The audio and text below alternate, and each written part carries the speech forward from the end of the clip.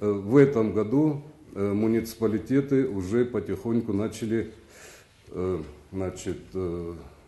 выдавать вот такие земельные участки. Насколько я знаю, по информации, которую мы получаем с районов, на сегодняшний день заявки подали 5431 человек, признаны нуждающимися 645 человек.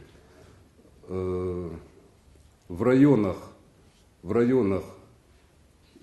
участки, вот этот земельный фонд под эту программу формируется. В Алагирском районе определено уже 130 участков, в пригородном районе 60 участков, в Кировском правом береге, и Ордонском там порядка от 20 до 30. Нету информации абсолютно по Дегорскому и Равскому районам.